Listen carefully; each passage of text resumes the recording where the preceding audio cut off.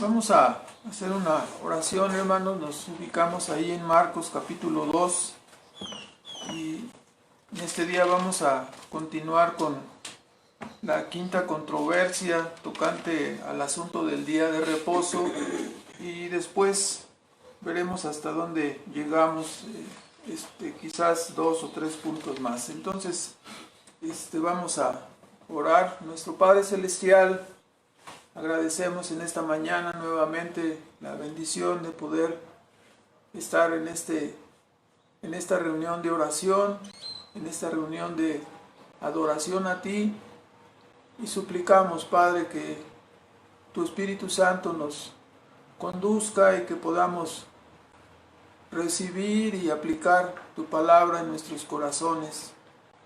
Suplicamos, Padre, que en todo ello el nombre de tu Hijo sea exaltado, porque ese es tu deseo y tu propósito, y que nos ayude, Señor, a declarar tu verdad con denuedo, Señor, y que ésta llegue a los corazones que tú te has propuesto y prospere para aquello que tú la has enviado. Rogamos estas cosas en los méritos de Cristo Jesús, sabedores que nada hay en nuestras propias vidas, Señor. Te lo pedimos en su nombre para tu propia gloria, Señor. Amén. Entonces comenzamos aquí en la quinta controversia. Recuerdan ustedes que hemos hablado ya de 4 controversias. Primero, cuando Jesús declaró el perdón de pecados a aquel hombre paralítico y fue criticado, entonces él dijo que es más fácil hacerlo, sanar a este hombre o perdonarle los pecados, y corroboró su autoridad para perdonar pecados a través de la sanidad de este paralítico. La siguiente controversia se dio después del llamamiento de Mateo, cuando podemos decir que fueron a comer a la casa de Mateo y le criticaron. Esa fue la segunda controversia. Le criticaron porque comía con los publicanos y con los pecadores. La tercera controversia se suscitó con relación al ayuno, ya que estos mismos escribas y fariseos le confrontaron diciendo: bueno, nosotros y los discípulos de Juan el Bautista ayunamos y tus discípulos comen y beben. Entonces, esta fue la tercera controversia. Y la cuarta controversia, de la cual hablamos en la semana anterior, se trataba de cómo Jesús venía por los sembradíos y sus discípulos arrancaron espigas. Teniendo hambre, arrancaron espigas y las limpiaron y comieron el grano. Entonces esto lo hicieron en un día de reposo, y entonces le cuestionaron por qué sus discípulos, ellos lo miraban como trabajar, como sembrar y como segar y cosechar, es lo que estaban diciéndoles, ¿no? ¿Por qué hacen esto si es en día de reposo? Y la quinta controversia se suscitó precisamente, nos dice el capítulo 3 de Marcos, que él acudió a la sinagoga y había ahí un hombre que tenía la mano seca. Y la controversia es prácticamente la pregunta, ¿no? Él les enfrentó y les dijo: ¿es lícito hacer el bien en el día de reposo? Esta es la materia de la quinta controversia registrada en el Evangelio de Marcos. Marcos nos indica que según su costumbre Jesús estaba en la sinagoga, y el hombre que se encontraba ahí tenía una mano seca. La información de Lucas en el capítulo 6 y en el versículo 6, el pasaje paralelo, nos dice que Jesús estaba ahí. Ve ahí en 6:6, en el Lucas 6, versículo 6. Aconteció en otro sábado que él entró en la sinagoga y enseñaba allí, y estaba un hombre que tenía, dice específicamente, la mano derecha seca.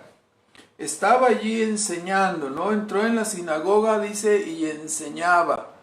Y además, dice, estaba ahí este hombre con la mano derecha. Más explícitamente nos dice Lucas que era la mano derecha. Él era doctor. Entonces, necesariamente él no podía haber fallado en el diagnóstico, específicamente dijo, es la mano derecha, ¿no?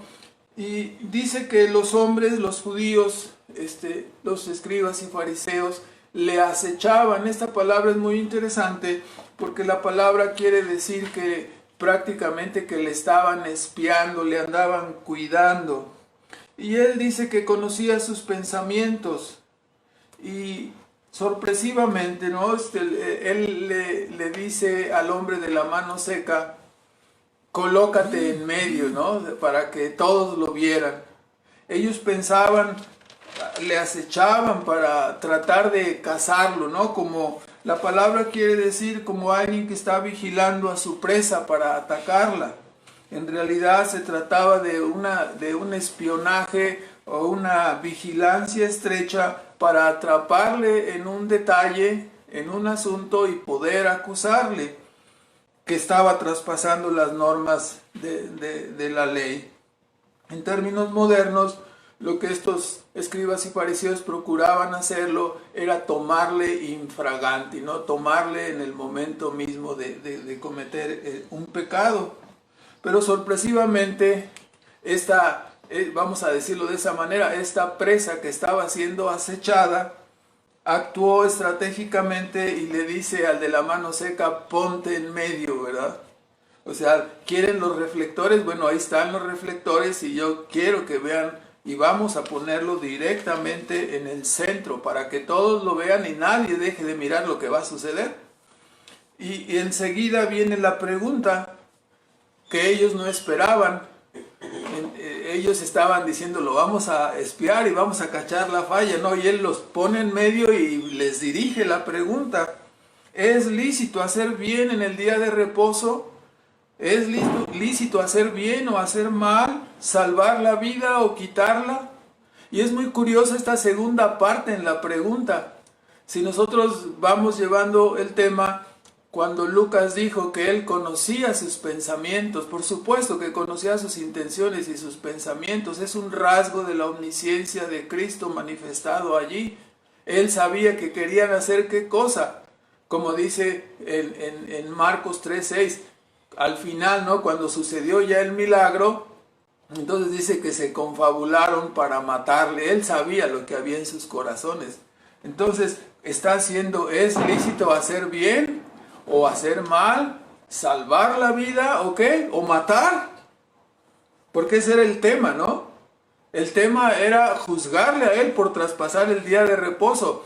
Sin embargo, ellos lo estaban traspasando en el momento que ellos ya estaban deseando que matarle en el día de reposo. Desear matar y matar en cualquier día es pecado, pero ellos que estaban tan rígidos estaban incurriendo en este grave problema, ¿no? Ellos deberían haber respondido, claro que es lícito hacer el bien, puesto que Dios estableció el día de reposo para el beneficio del hombre.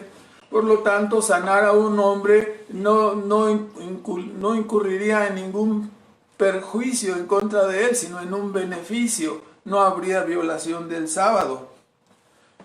Pero la interpretación farisaica exaltaba la ley por encima del hombre. Y los fariseos escogían la obediencia de la ley por encima de la misericordia. Por lo tanto, ellos hubieran preferido que este hombre se quedara con la mano seca, pero que no fuera sanado el día sábado. Pero eso es absurdo, ¿no? Así que su respuesta al ser confrontados fue el silencio. No la humildad en reconocer su error. Decir, nos equivocamos, tienes razón, no. Guardaron silencio, un silencio rencoroso que después buscaría la venganza, como nos dice la propia Escritura. Debemos notar que la confrontación pone por un lado la alternativa de sanar o hacer el bien y por otro lado la alternativa de hacer el mal o matar, porque era lo que realmente estaba sucediendo allí. Visto desde la perspectiva divina, el que estaba haciendo el bien era Cristo, el que iba a hacer el bien era Cristo. Y los que estaban haciendo mal y tenían las intenciones homicidas eran los escribas y fariseos que buscaban y le espiaban. y tenían la idea de matarlo, ¿no? Estaban juzgando a Jesús por hacer el bien en el día sábado, y al mismo tiempo estaban violentando ellos en su corazón el día sábado, teniendo odio y rencor y deseos homicidas en contra de Cristo. Qué absurdo, ¿no? Así que los verdaderos transgresores del día de reposo eran ellos, los fariseos, con sus negras intenciones homicidas contra Jesús.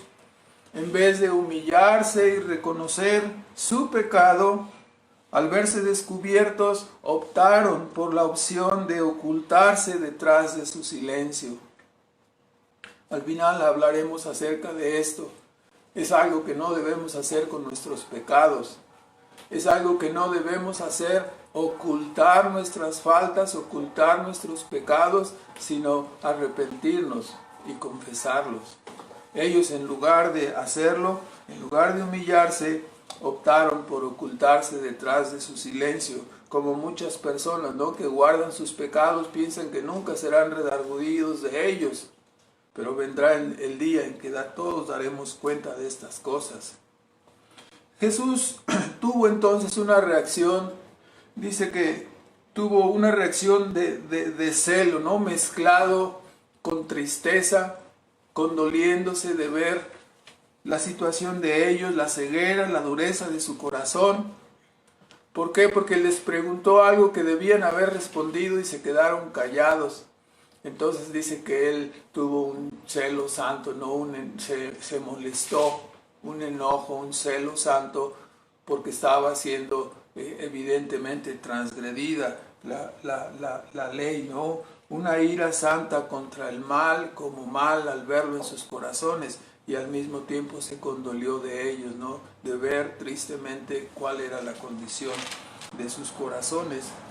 En Mateo 12, en el versículo 11 y 12, lo podemos ver ahí. Mateo, en el pasaje paralelo, nos dice que antes de realizar el milagro de la sanidad, lo había puesto ahí, les pregunta: ¿es lícito sanar, hacer el bien en el día de reposo, salvar o matar?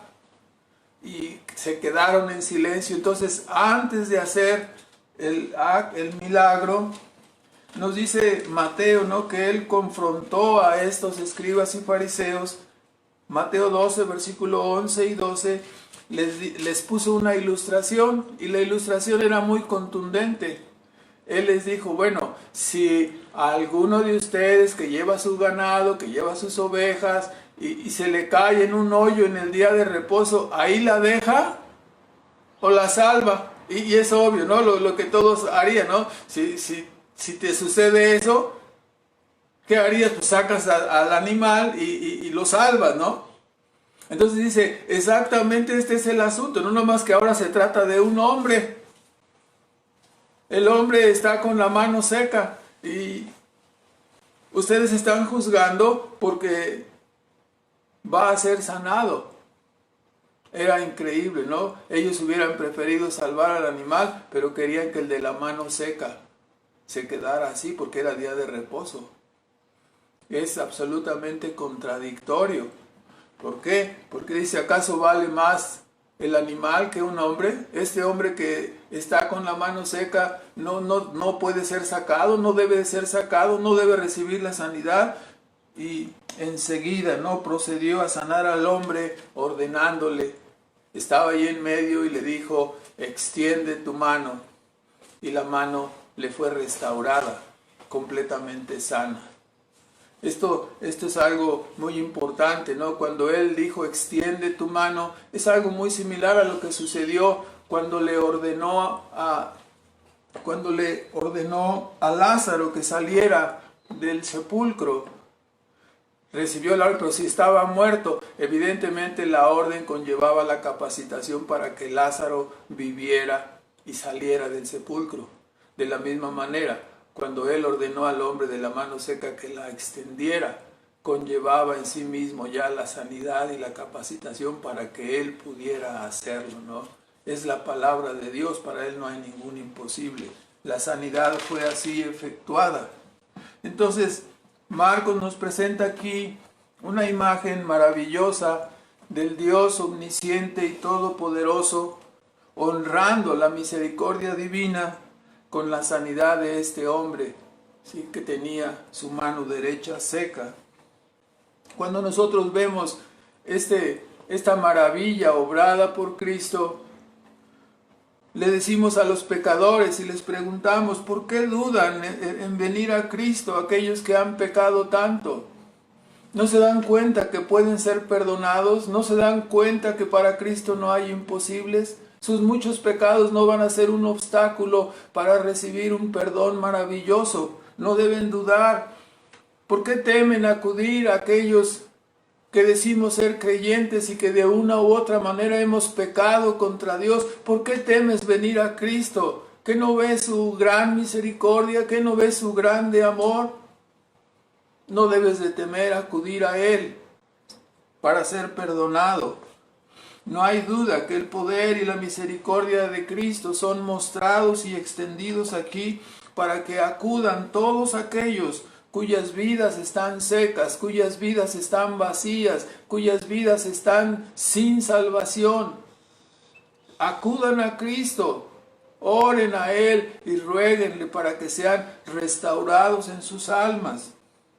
No duden, acudan en oración y pídanle que lo sane. Entonces, la controversia estaba resuelta. La interpretación correcta del día de reposo, corroborada por el milagro, implicaba que Cristo era el Señor del día de reposo. Implicaba que era incorrecto anteponer el cumplimiento del reposo al hambre, ¿no?, de los discípulos, como ya había dicho en la semana anterior. Era incorrecto anteponer el cumplimiento del reposo a la necesidad de salud de este hombre con su mano seca. Cristo dijo, si supieran lo que quiere decir, misericordia quiero y no sacrificios, entonces dice, no juzgarían a los inocentes. Lo que para muchos nos es causa de gozo, ver la grandeza de Cristo con sus señales y prodigios, para otros resultó ser un motivo que acendró el odio en sus corazones. Los escribas y fariseos, como dice Marcos 3:6, dice, se confabularon entonces para destruirle, para matarle, porque estaba haciendo estas cosas. Qué terrible, ¿no? Mientras para unos es palabra de salvación, otros se endurecen a causa de sus pecados. Se nos dice inclusive, no sabemos por la propia historia bíblica y la historia de aquel tiempo que tenemos registrada por algunos historiadores, sabemos que los fariseos, los herodianos, eran enemigos, pero hasta estos enemigos se confabularon, ¿no? Aquí se olvidaron de sus diferencias y se confabularon para conspirar y empezaron a planear en quitarle la vida, ¿no? Esta fue su triste reacción. Tomaron, dice el versículo 3:6, tomaron entonces ocasión para destruirle. Si alguien te lo contara, no lo creerías. Si alguien te lo platicara hoy en día en una manera, fíjate que estábamos en una reunión y Cristo sanó a una persona y en reacción a esto otros tomaron la determinación de matarle. Dice, no lo puedo creer, no puedo. Pues eso es lo que estamos escuchando que sucedió. En segundo lugar, después de esto, aunque sabemos que Cristo tenía razón, Él actuó prudentemente. Nos dice ahí desde el versículo 7 al 12, nos dice que entonces Él se alejó, se apartó, se retiró de ellos. Sabemos que no era su día, que no era el tiempo todavía de que fuera llevado a la cruz. Debería llevar a cabo todavía todo su ministerio de predicación. Por lo tanto, dice la Escritura que se apartó de la sinagoga y continuó con su ministerio predicando por las orillas del mar. Y multitudes de personas le seguían. Prácticamente cuando dice Galilea, Judea, Jerusalén, Idumea, de la otra parte del Jordán está Perea y Decápolis. en la parte norte, ¿no? Tiro y Sidón. Cuando está diciendo esto, nos está diciendo todas las personas de Palestina, ¿no? Todas las personas de Israel estaban siguiéndole, estaban buscándole. Prácticamente venían a él todos ellos. Venían a él porque habían oído cuán grandes maravillas él estaba haciendo. Venían para escuchar sus enseñanzas. Venían para quizás tocarles si estaban enfermos y sanar. Estaba conmocionado todo Israel. Y no solamente la gente se agolpaba para tocarle, para oírle. Nos dice que aún las personas endemoniadas, ¿no? Dice que los demonios se postraban delante de él. Y como ya lo hemos visto anteriormente, él no recibía el testimonio de los demonios. Sí, les ordenaba que se callaran y los expulsaba. ¿Por qué razón? Porque él iba a ser creído como Mesías en conformidad con la profecía de Isaías a través de la predicación y a través de los milagros y señales que había de hacer. Así se autentificaba al profeta, así se autentificaría al Mesías, no a través del testimonio de los demonios, ¿verdad? Entonces por eso él rechazaba estos testimonios y les ordenaba que se callaran. Ahora, tuvieron entonces que prepararle la multitud que le perseguía, que iba atrás de él para escucharle, para tocarle, para quizás ser sanados. Era tanta que muchas veces le oprimían, que muchas veces le llegaban probablemente, ¿no? a echarse encima de él y quizás hasta lastimarlo, ¿no? Entonces él ordenó, ¿no? Para cumplir el ministerio de predicación y enseñanza, para que hubiera cierto orden. Entonces ordenó que se tuviera siempre lista una barca para desde la orilla del mar estar sobre la barca enseñando y predicando, ¿no? Así, sabiamente entonces Jesús se apartó de ese complot. Dice Mateo que él sabía que ellos estaban planeando matarle, ¿verdad? Así que él no vino a establecer su reino a través de la fuerza, a través de la espada. Sí, y dice Mateo, en Mateo 12, versículo 15 al 21, que al tener esta reacción de prudencia estaba cumpliendo el pasaje de Isaías 42, del 1 al 4, donde dice que no contenderá ni peleará, ni apagará el pabilo que humea, ¿sí? ni quebrará la caña cascada, habría de triunfar, ¿sí? En él esperarían los gentiles, pero había de triunfar a través del poder y la obra del Espíritu Santo, no con espada ni con ejército, sino con el poder del Espíritu Santo. El reino de los cielos había llegado, pero había llegado no con la espada, había llegado con el poder de la persuasión moral y espiritual del todopoderoso Espíritu Santo de Dios, y era corroborada la enseñanza con los milagros y prodigios que eran efectuados.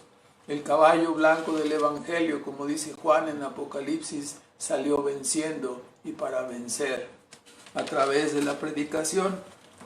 Ahora, esto parecía como un gran avivamiento cuando nosotros vemos que muchos de Palestina, toda Palestina le seguía, todo Israel, iban atrás de él. Entonces, para escucharle, para tocarle, parecía como un gran avivamiento. Es muy sorprendente, ¿no? Que después de su ministerio nos encontramos ahí en Hechos 1:15, que los que estaban en el aposento alto esperando la promesa del Espíritu Santo, eran 120 personas. Después de que eran multitudes, ¿no? ¿Dónde quedaron las multitudes? ¿Dónde quedaron todos los sanados? ¿Dónde quedaron las familias de todas esas personas? Algunos seguían a Cristo solamente por un interés y nada más, para usarlo para su beneficio, pero no le reconocieron en realidad como Rey, como Salvador. Sucede también hoy en día, ¿no? Con muchas personas que quieren acercarse a Jesús para usarlo, para que resuelva sus conflictos, para que resuelva sus problemas, no se dan cuenta que el principal problema que tenemos es el pecado y que debemos buscarle a Él para amarlo, para adorarlo, porque Él es digno de todo honor y de toda gloria. No para usarlo en nuestro servicio, sino para nosotros ser usados por Él. Nosotros somos sus criaturas y Él es el Creador. Nosotros no podemos usar al Creador. Él nos puede usar y hacer lo que le plazca con nosotros, pero nosotros no podemos hacer eso con Él. Bueno, en tercer lugar tenemos en este pasaje, Marcos 3, 13 al 19, tenemos la elección de los 12 apóstoles. En una forma muy resumida, Marcos el evangelista habla de que Cristo llamó a la gente, a los que Él quiso, dice, ¿sí?, un cierto grupo de gente en primer lugar, y después de ese grupo de gente escogió a 12 y los estableció como apóstoles para la expansión del reino de los cielos. Ellos fueron escogidos soberanamente. La Escritura nos informa en el pasaje paralelo de Lucas 6:12, nos dice que Jesús oró ese día toda la noche y después vino y escogió a los 12 discípulos que habían de ser los apóstoles, constituyéndoles. Después Pablo diría en Efesios 2:20, ¿no?, que ellos serían el fundamento, el cimiento de la iglesia, siendo la principal piedra del ángulo, ¿no?, Jesucristo mismo. Entonces, ellos tuvieron el honor, los menciona ahí a los 12 que acabamos de leer al inicio del estudio, acabamos de leer los nombres de ellos. Ellos tuvieron, estos 12, el honor y el privilegio de un llamamiento único e irrepetible. Cristo se marcharía y sobre estos 12 recaería la tarea de predicar y entregar el Evangelio de Cristo tal como lo hemos recibido, ¿no?, ahora en el Nuevo Testamento. Ellos fueron los encargados, los responsables de hacer este trabajo. Cristo los escogió para ello. Este es el trabajo y el ministerio apostólico, un ministerio maravilloso. Para efectuar este ministerio nos dice ahí Marcos 3, 14 y 15, que Jesús les capacitó, dice que les dio autoridad, dice versículo 14, estableció o designó a los 12 para que estuviesen con Él y para enviarles a predicar.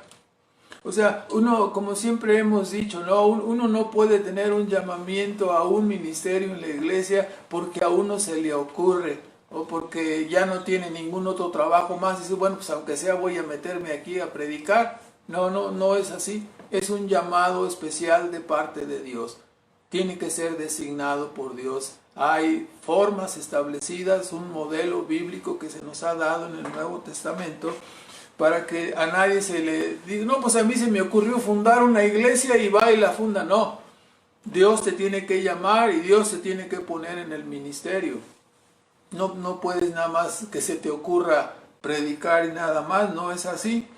Ahora nos dice ahí en 3:14 que les dio entonces autoridad para predicar, ¿sí?, y que tuvieron, siempre traigo en mi mente la idea esa que a algunas personas les ha causado un poco de hilaridad, porque siempre hablamos, ¿no?, de que dos personas se encuentran, no pueden fundar la iglesia de los compadres. Oye, ¿por qué no fundamos una iglesia? Oye, pues sí, cierto, vamos a fundar una iglesia, y se juntan y fundan una iglesia. No, esas iglesias no tienen ningún apoyo neotestamentario.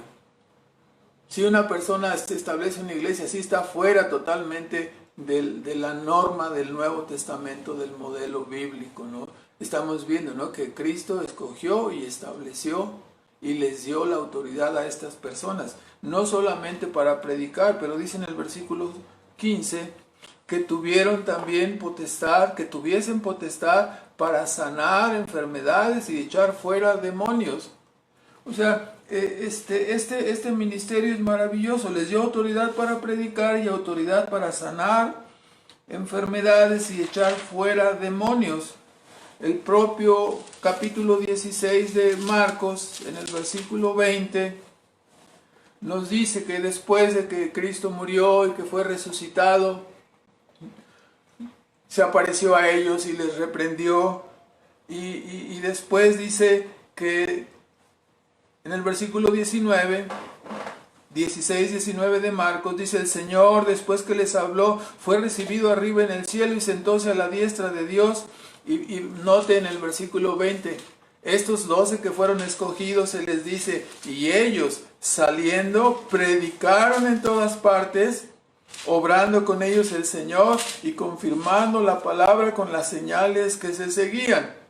O sea, ahí está nuevamente, ¿no? Ellos recibieron la autoridad, recibieron el entrenamiento debido, caminando junto a Cristo en todo su ministerio. Él fue su maestro. Al final del entrenamiento, después de la resurrección de Cristo, el Evangelio de Marcos nos dice que ellos salieron a predicar y que esta palabra predicada para ellos únicamente, el ministerio apostólico, esta palabra predicada era confirmada con señales y prodigios.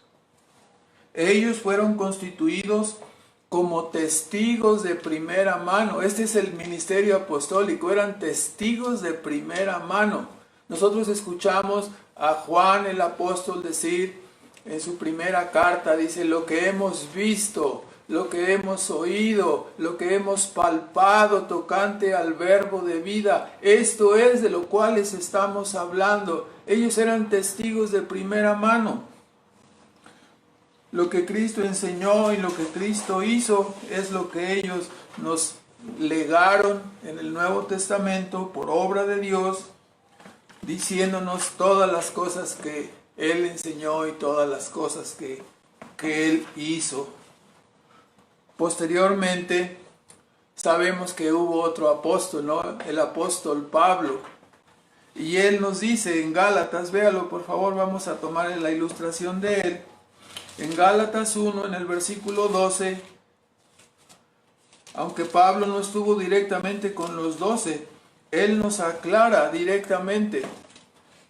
Él recibió su llamamiento en forma individual y el Evangelio dice, hermanos, dice en Gálatas 1, versículo 11, os hago saber, hermanos, que el Evangelio que ha sido anunciado por mí no es según hombre, pues ni yo lo recibí ni lo aprendí de hombre, sino por revelación de Jesucristo.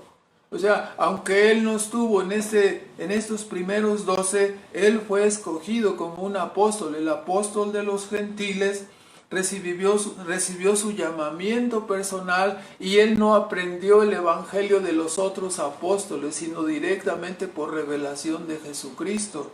Después alegaría, ¿no?, cuando fue confrontado por algunas personas ahí en Corinto, nos dice 2 de Corintios capítulo 12 y versículo 12, él alegaría después, dice: bueno, yo recibí no solo el evangelio por revelación directa de parte de Cristo, Él me enseñó el evangelio. Cuando ustedes estaban predicando en un lugar, yo ya estaba predicando el mismo evangelio en otro lugar. Y él dice, con todo esto, dice, las señales de apóstol, 12:12 de 2 de Corintios, las señales de apóstol han sido hechas entre vosotros en toda paciencia, en señales, en prodigios y en maravillas. Y esto es lo que tenemos, ¿no? Él también tenía las señales de apóstol en palabra y en prodigios. Cristo le dio la palabra y las obras, ¿no? Los milagros que corroboraban su evangelio. ¿Se acuerdan cuando por primera vez visitó Pablo Jerusalén? Dice, los apóstoles al oír el evangelio que predicaba me dieron la diestra en señal de que estaban de acuerdo, ¿no?, con el evangelio. Este ministerio apostólico entonces único significó para nosotros, o significa para nosotros, que los testigos de primera mano, ¿sí?, estos testigos presenciales de la persona y de la obra de Cristo, escribieron por inspiración del Espíritu Santo el Nuevo Testamento que tenemos ahora, y es así que nosotros lo tenemos, ¿no?, entregado por estos testigos de primera mano. lo que ellos vieron, lo que oyeron, lo que testificaron, eso es lo que nos han legado. Así, Pablo nos dice en Efesios 4, referente a este ministerio apostólico, que Dios entregó a su iglesia, dice en 4:11, Él mismo, Cristo mismo, dio a unos apóstoles, profetas y evangelistas, que es lo que tenemos en el Nuevo Testamento, ¿no?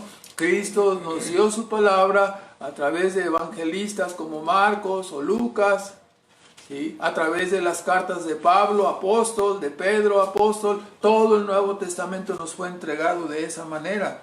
Y en 4:11 entonces, unos constituyó Cristo apóstoles, profetas y evangelistas, y otros pastores y maestros. Entonces, tenemos aquí dos grandes grupos, ¿no? Los apóstoles, profetas y evangelistas, que son los autores del Nuevo Testamento, y tenemos un segundo grupo, que son los pastores y maestros. Los primeros apóstoles, ¿sí?, evangelistas y profetas recibieron la revelación del Nuevo Testamento. Este es el fundamento apostólico. O eran personas que tenían el ministerio apostólico, o eran personas como Lucas y Marcos que caminaban al lado de un apóstol y que aprendieron y oyeron y vieron todo. Entonces nos escribieron ese evangelio. Así Marcos, así Lucas, ¿no? Entonces, ese primer grupo, son los dones de apóstol, profeta y evangelistas. El segundo grupo, pastores y maestros. Ahora, este don dado por Cristo a su iglesia consiste de enseñarnos y predicarnos la gloriosa revelación del Nuevo Testamento que entregó el ministerio apostólico. Esta es la labor de un pastor y un maestro. Enseñarnos esta gloriosa palabra que está registrada en el Nuevo Testamento.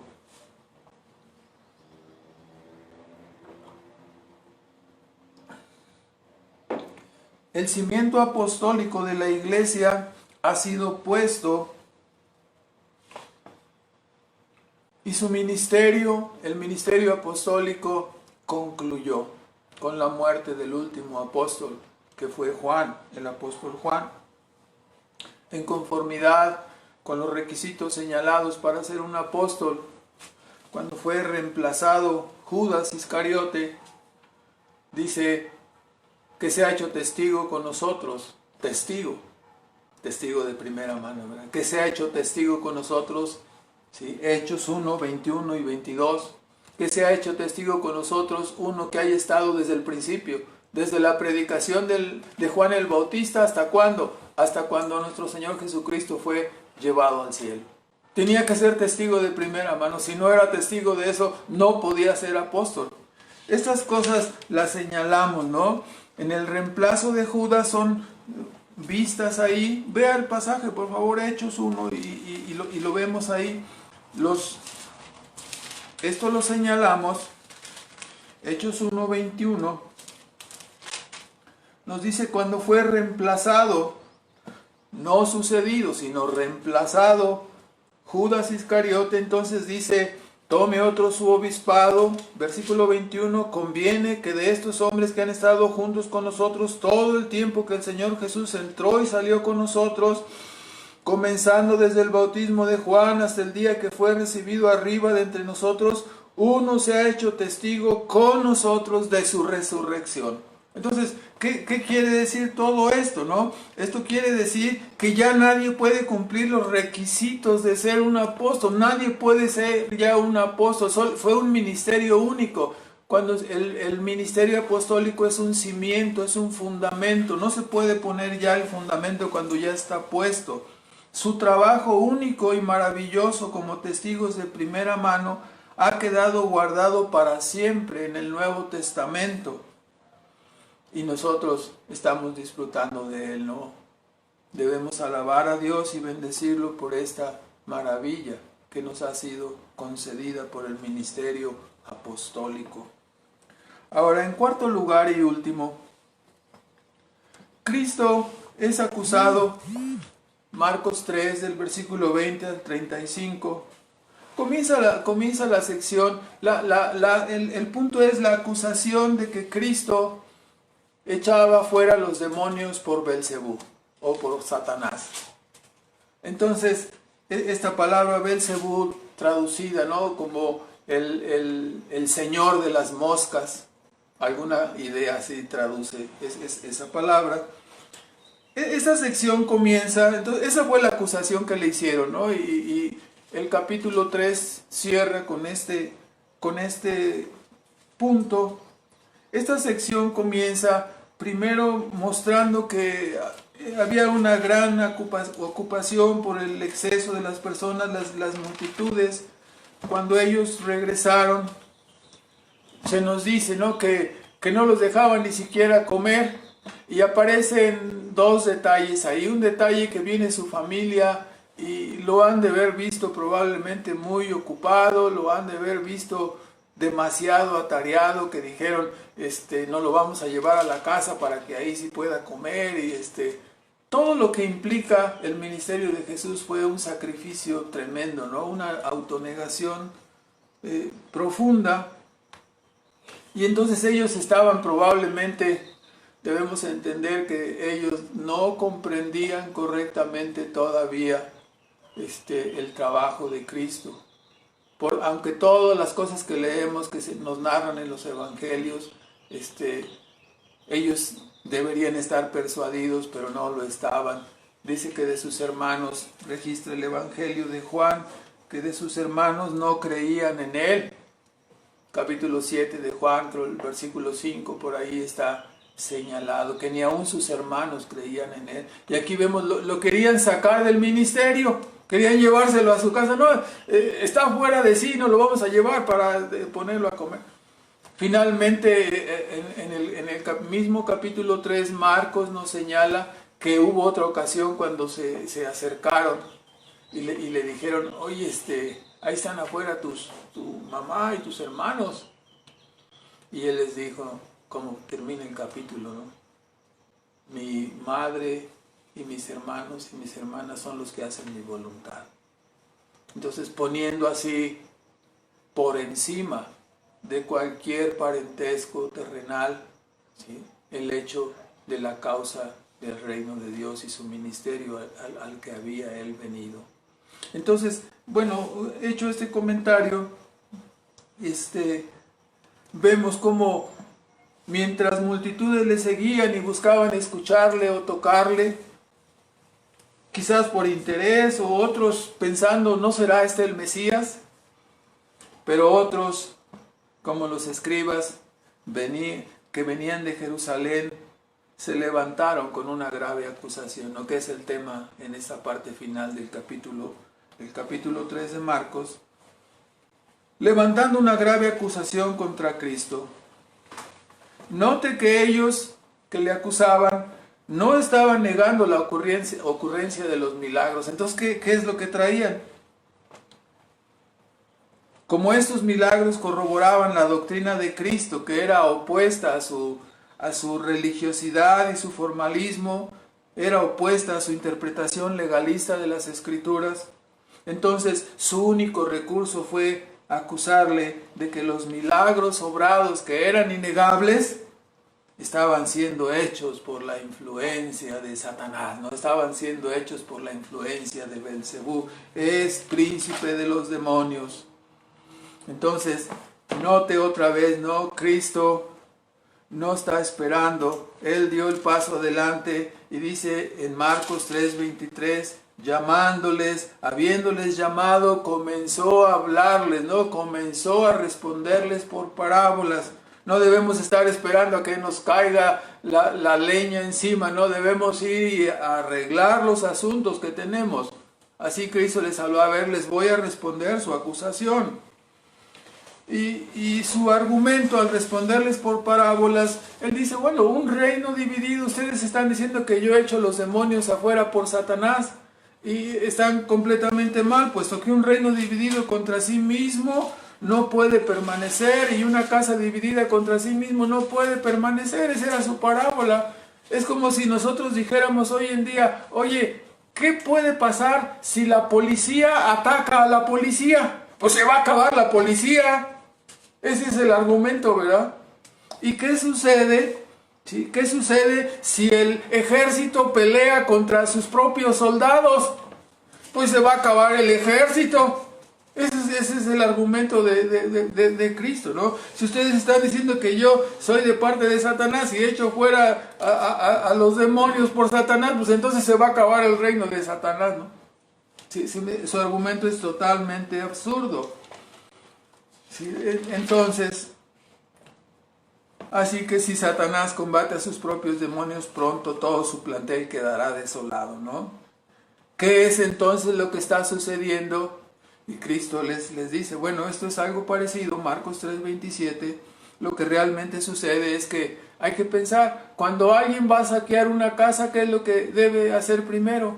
Está un valiente con sus alhajas ahí cuidándolas, pues primero amarras al valiente y después le quitas las alhajas, es lo que dice Cristo.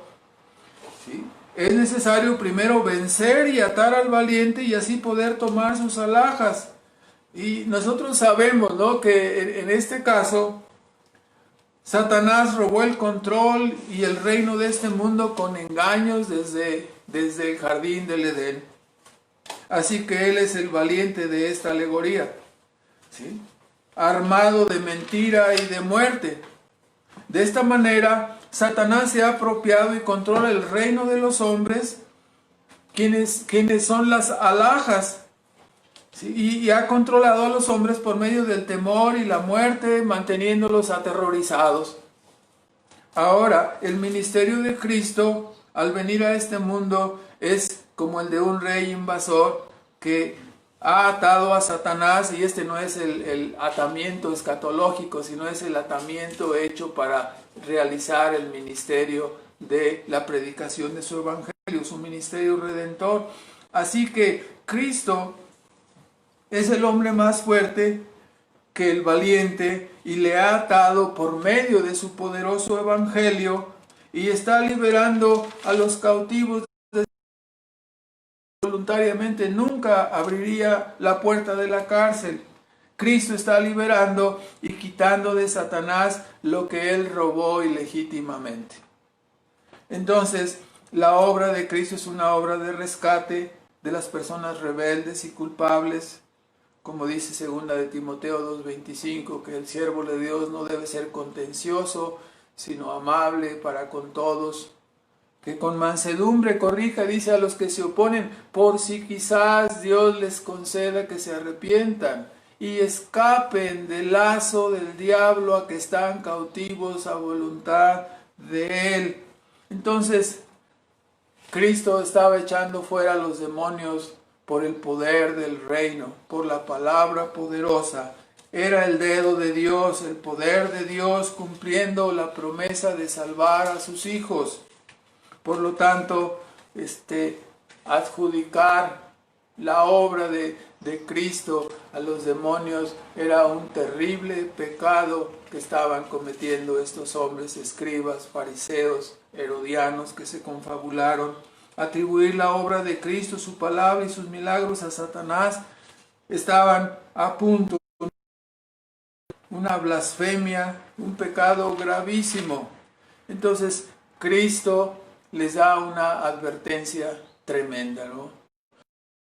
Como dijo Pablo, yo hice muchas cosas, perseguí a la iglesia, no soy digno de ser llamado apóstol porque perseguí a la iglesia, pero hermanos, dice 1 de Timoteo 1:13, lo hice en incredulidad, una cosa en ignorancia, unas cosas en ignorancia, en incredulidad, y otra hacerla con malicia y con maldad. Pecar maliciosamente y reiteradamente contra el testimonio de Cristo ya era como un pecado presuntuoso, ya era como decía el Antiguo Testamento, dice el Antiguo Testamento, como pecar con la mano levantada, ¿no? Ya intencionalmente, abiertamente contra Dios. Una cosa es pecar contra el Hijo no habiendo hecho todavía la redención. Muchos pecaron de esa manera, pero otra cosa, dice, todo eso les será perdonado, dijo Cristo. Después de efectuada la redención, Cristo ascendió, envió su Espíritu Santo. Ahora el que rechaza el testimonio de la palabra y del Espíritu Santo, ¿sí?, su caso queda sellado, ¿verdad? Blasfema, peca contra el Espíritu Santo que da testimonio de la verdad, ya no hay oportunidad para esa persona. La persona que peca de esa manera ya no puede ser perdonada. Es lo que dice Hebreos en el capítulo 10. Si una persona dice el capítulo 10 y el versículo 26, si pecaremos voluntariamente, ¿no?, después de haber recibido el conocimiento de la verdad, ya no queda sacrificio por el pecado, sino una horrenda expectación de juicio y hervor de fuego que ha de devorar a los adversarios. El que menospreciare la ley de Moisés por testimonio de 2 o 3 testigos muere sin ninguna misericordia. Entonces, ¿cuánto pensáis que será más digno de mayor castigo el que hollare al Hijo de Dios y tuviere por inmunda la sangre del testamento en la cual fue santificado, y note, e hiciere afrenta a qué? ¿Quién es el que da testimonio en el Evangelio? Dice, hiciere afrenta al Espíritu de gracia, ¿no? La persona que hace eso, ya no hay ningún evangelio que se le pueda predicar. La persona ha blasfemado contra el Espíritu, resistiéndole, por lo tanto, ya no hay perdón para esa persona, ¿no?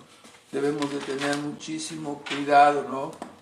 Estos hombres iban en un pecado como en una resbaladilla. Primero se enojaron contra Cristo.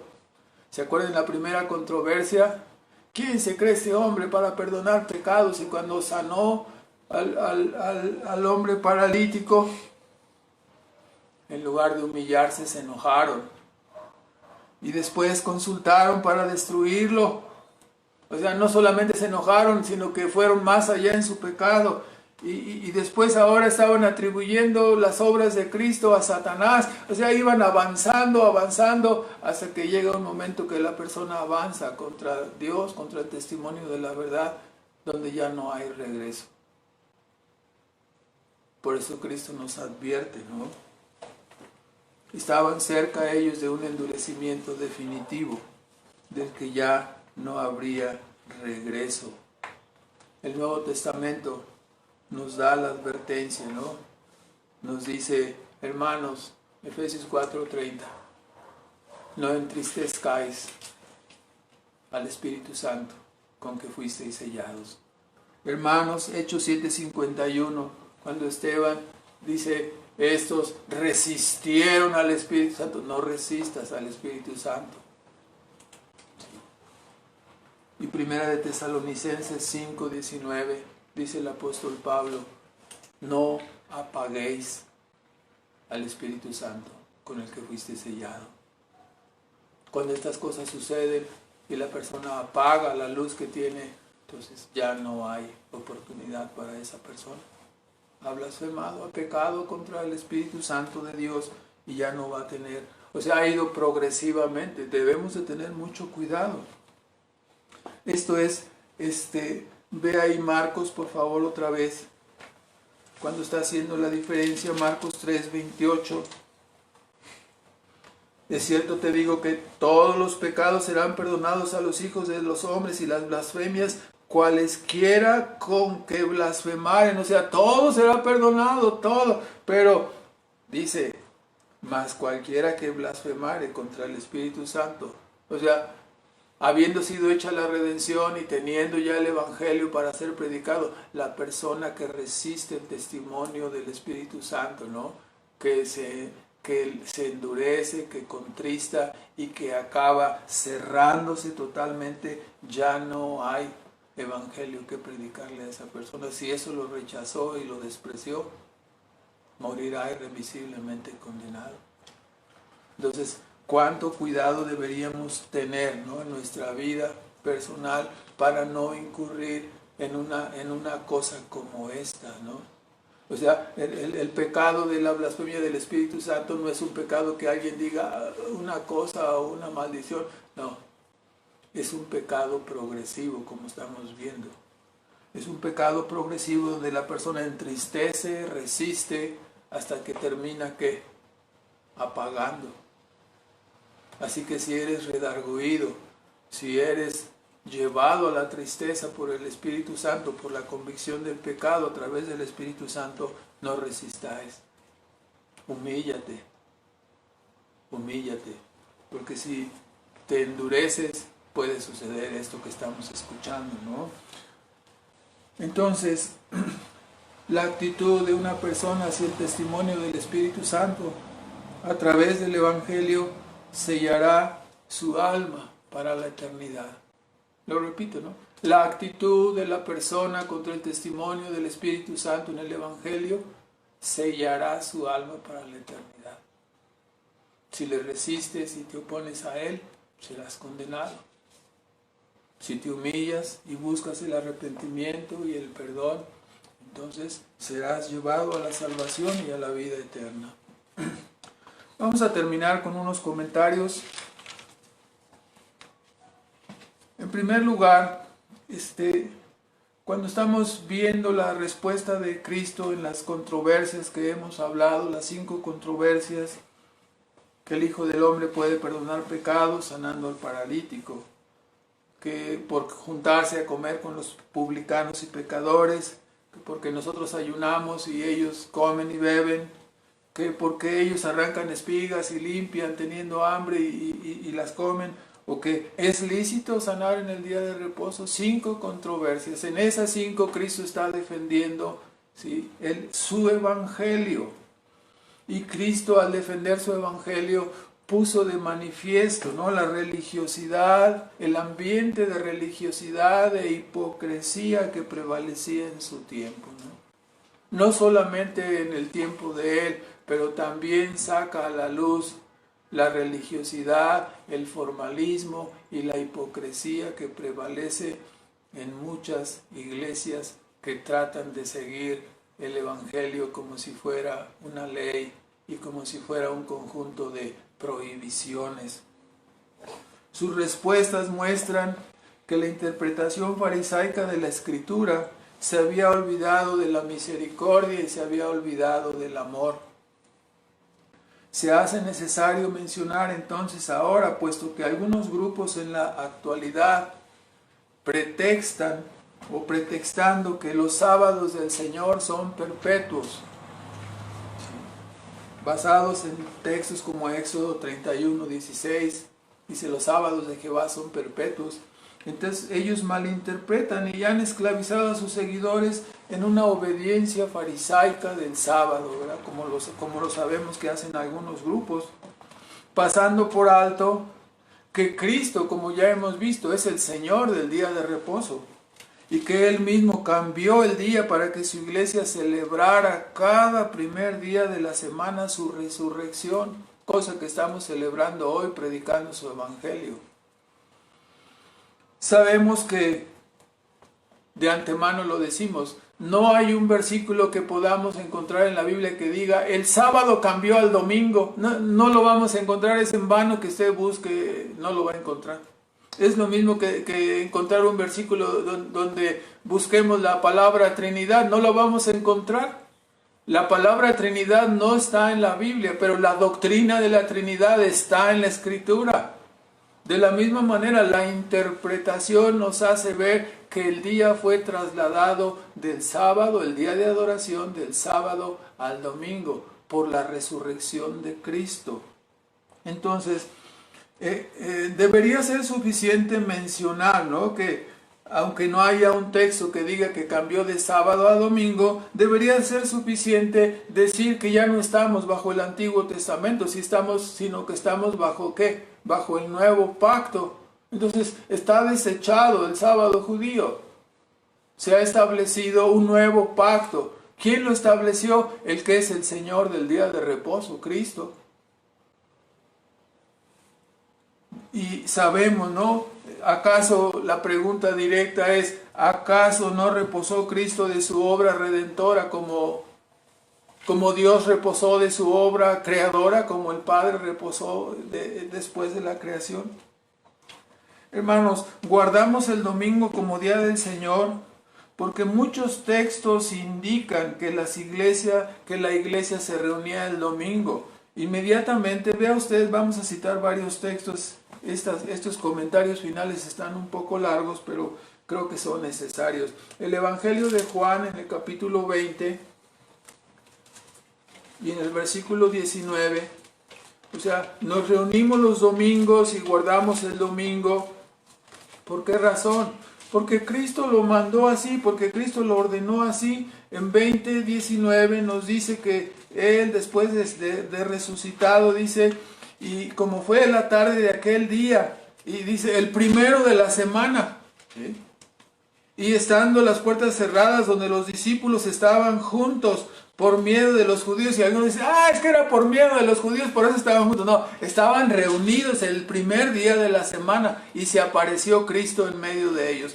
Enseguida en el versículo 26, la siguiente semana, dice, ya ven que no había estado Tomás, ¿no? Entonces se volvió a presentar, dice, 8 días después, o sea, la semana siguiente. ¿Qué día era 8 días después? Era domingo otra vez, ¿no? Y dice, después estaban, 8 días después, estaban otra vez sus discípulos dentro, y con ellos Tomás, y entonces vino estando las puertas cerradas. Y, o sea, ¿qué estaban haciendo? Estaban reunidos otra vez en el día domingo, ¿no? Cristo había ordenado el cambio de día, ¿sí? En 1 Corintios 16, vea por favor, 1 Corintios 16, en el versículo 1 y 2, Pablo estaba haciendo una colecta, como sabemos, para los pobres de Jerusalén. Entonces él había ordenado, ¿no? En 1 Corintios 16, vea esta orden, versículo 1 y 2, en cuanto a la colecta para los santos, haced vosotros también de la manera como ordené a las iglesias en Galacia. O sea, todos tenían la misma costumbre en Galacia, en Corinto. Cada primer día de la semana, cada uno de vosotros ponga aparte en su casa guardado lo que por la bondad de Dios pudiere, para que cuando yo llegare no se hagan entonces las colectas. O sea, las colectas se hacían cada domingo, que se reunían y se guardaban para que cuando Pablo pasara junto con otros hermanos, ¿sí?, se contara y se entregara esa colecta que después sería llevada a Jerusalén por el apóstol. ¿Cuál día se hacía? Pues el día que se reunían. ¿Cuál era ese día? Cada primer día de la semana. En Hechos, en el capítulo 20, este es muy interesante, porque nos dice que en el tercer viaje misionero del apóstol Pablo, nos dice que ellos llegaron a Troas. Nos dice en el versículo 6, y nosotros, pasados los días de los panes sin levadura, navegamos de Filipos y vinimos a Troas en 5 días, donde estuvimos, ¿cuántos días dice ahí? 7 días. Y el día primero de la semana, junto a los discípulos a partir el pan, Pablo les enseñaba, habiendo de partir al día siguiente. Otra vez, estuvo los 7 días, pero no se reunió el sábado. ¿Se reunió cuándo? Se reunió el domingo, ¿no? O sea, aquí están los argumentos. Son argumentos para los que tienen ojos para ver, ¿no? O sea, ¿por qué Pablo, un judío, no siguió reuniéndose el sábado, sino se reunió el domingo? Porque Cristo había ordenado el cambio de adoración, para celebrar su resurrección cada primer día de la semana. Juan en el Apocalipsis igualmente, capítulo 1, versículo 10, dice que él aunque estaba preso, guardaba el día, y en ese día le llaman, ¿no?, el día del Señor. Por eso le llamamos nosotros el día del Señor, ¿sí? La adoración es perpetua, ¿sí? La interpretación farisaica se fija en hay que guardar el sábado perpetuamente. La interpretación correcta es que la adoración permanece y se hace ahora en el día domingo. La adoración es perpetua. El día cambió de sábado a domingo, ¿no? Eso es lo que entendemos al interpretar la Escritura. Así pues, nosotros no somos judíos. El vino nuevo de la gracia nos ha alcanzado. No nos salva guardar días o fiestas, sino la obra de Cristo. Ahora vea este argumento, que esto ya es casi una apología, pero no importa. Vea usted en Colosenses 2, 16. Muchas veces somos preguntados y hay que tener los versículos para responder. En Colosenses 2 y en el versículo 16, hablándonos en enseñanza, el apóstol Pablo nos dice que Cristo nos ha librado, ¿no?, de toda la ley, la cédula de los ritos que nos era contraria, ha sido clavada en la cruz, dice 2:14, y en el versículo 16, puesto que ya las demandas de la ley han sido cumplidas por Cristo en la cruz, nosotros quedamos en sentido legal desligados de la ley. Cristo la cumplió por nosotros en obediencia activa y en obediencia pasiva, recibiendo el castigo por ella. Por lo tanto, no habiendo cumplido esta obligación, dice 2:16, nadie os juzgue en comida, bebido, en parte de días de fiesta, porque no celebramos la Pascua o no celebramos los tabernáculos, o sea, si nos van a juzgar por eso, o dice, o de nueva luna, o de qué, o de sábados. ¿Sí? Los judaizantes criticaban a las iglesias, ¿por qué? Porque no guardaban el día de reposo. Sería absurdo estar acusando a las iglesias por no guardar el día de reposo si ellos se reunían el sábado. Les están acusando de no guardar, ¿qué cosa? El sábado. Porque ellos se reunían el domingo, el primer día de la semana, de acuerdo a lo que vemos en las escrituras, ¿no? Entonces, ese es el argumento, ¿no? Si las iglesias hubieran guardado los sábados, no hubieran recibido esa crítica, ¿verdad? Decir, no guardan el día de reposo, o sea, no estaría la crítica ahí, ¿verdad? Ya no siguieron celebrando ni la fiesta de la Pascua, ni de los tabernáculos, ni tampoco guardando el sábado. Entonces, Pablo no guardaba los sábados, el último argumento, Filipenses 3, 8 al 10. Pablo no guardaba tampoco los sábados. Él decía, la justicia que es según la ley, en la cual yo era irreprensible, dice, la tengo ahora ¿cómo? Por pérdida, la tengo por basura. Lo único que deseo es ser hallado ¿en dónde? Ser hallado en Cristo, unido a Cristo. Filipenses 3, 8 al 10. No teniendo mi propia justicia, sino la justicia que es de Cristo, ¿no? La justicia mía de guardar fiestas, días, reposos, se acabó. En sentido legal estoy fuera, estoy desligado de ella. Mi única relación con la ley es a través de ¿quién? A través de Cristo. Soy libre y ahora obedezco y celebro cada primer día de la semana la resurrección de Cristo. Que Cristo vive, que Cristo salva, que Cristo perdona pecados, ¿sí? Que Cristo puede guiar nuestras vidas hasta llevarnos a puerto seguro, a la eternidad. Entonces, hay argumentos para el que quiere oír, ¿no? En segundo lugar, podemos ver que el pecado es un mal sumamente peligroso y progresivo. Por lo tanto, no debemos ocultarlo ni pretender ocultarnos de Dios bajo el pretexto de la religiosidad. Cristo sigue todavía mirando a nuestros corazones. Él no es impresionado con nuestra fachada o nuestras obras externas. Sigamos el camino de la humillación y el arrepentimiento y la fe en Cristo para tratar con nuestros pecados. No tomemos la senda farisea del ocultamiento y el maquillaje exterior. Esto solo producirá ¿qué cosa? Endurecimiento, hipocresía y perdición, ¿no? Que es lo que vimos que ocurrió con ellos.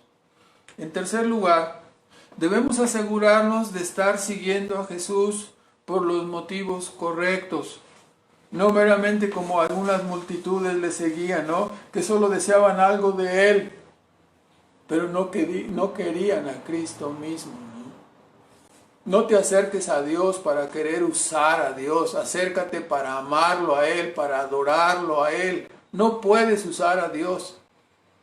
Si tú te acercas para usar a Dios, estás teniendo un pensamiento mezquino, estás teniendo un alto concepto de ti mismo y un concepto más bajo. Estás poniendo a Dios en un concepto más bajo. No te acerques a Dios para que Él te bendiga. Acércate a Dios porque Él es digno por sí mismo de ser adorado y de ser alabado. En cuarto lugar, una vez puesto el fundamento apostólico, ya no hay más revelación, la Biblia no puede ser añadida. El don apostólico y la revelación ya concluyeron. Fue un don maravilloso que nos trajo el Nuevo Testamento. Pero con la muerte del último apóstol estos dones concluyeron. Ya no hay más ciencia, toda la verdad está dada en el Nuevo Testamento que nos legaron los apóstoles, profetas y evangelistas. Si alguien se proclama como tal, como un apóstol o pretende tener revelaciones, debe ser juzgado como charlatán y como antibíblico. No reúne los requisitos, no puede ser un testigo de primera mano. Ya no necesitamos hoy en día más revelación, la que tenemos es completa, segura y firme, un ancla firme y segura. La palabra profética más segura, dijo Pedro, ¿no? A la cual hacemos hacer bien en estar atentos, porque ninguna profecía fue traída por voluntad humana, sino que los hombres hablaron siendo inspirados por el Espíritu Santo de Dios. En quinto y último lugar, si entendemos los ministerios y el trabajo, roguemos por nuestros pastores y maestros para que sean fieles en la enseñanza y en la predicación de la verdad que hemos recibido. Ya no tenemos hoy día revelación, lo que tenemos es pastores y maestros que nos enseñan la revelación que nos fue entregada por los apóstoles, por Dios a través de los apóstoles. Sin este sustento de la oración, podemos decirlo de esta manera, nadie es capaz de predicar.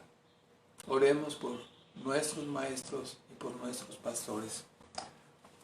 Demos gracias a Dios, hermanos. Nuestro Padre Celestial, agradecemos en esta mañana tu palabra, rogamos que tu Espíritu Santo siga edificando en nuestras vidas a través de la verdad que nos has dado en el Nuevo Testamento.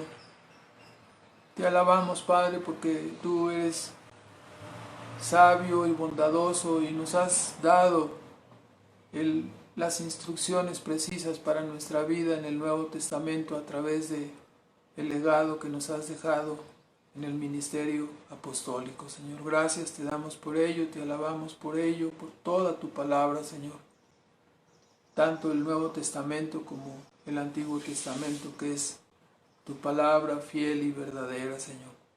Gracias te damos por ello y te bendecimos y suplicamos que nos ayudes a perseverar en la obediencia de tu camino, firmes y arraigados solamente en Cristo mismo, no confiando en las obras de la ley o en nosotros mismos, sino solamente en la obra perfecta que Cristo ha hecho con su obediencia activa, toda la ley cumpliéndola, obteniendo una justicia para los creyentes y también obedeciendo la ley, recibiendo la carga y la culpa y la condenación que los pecadores merecíamos, Padre.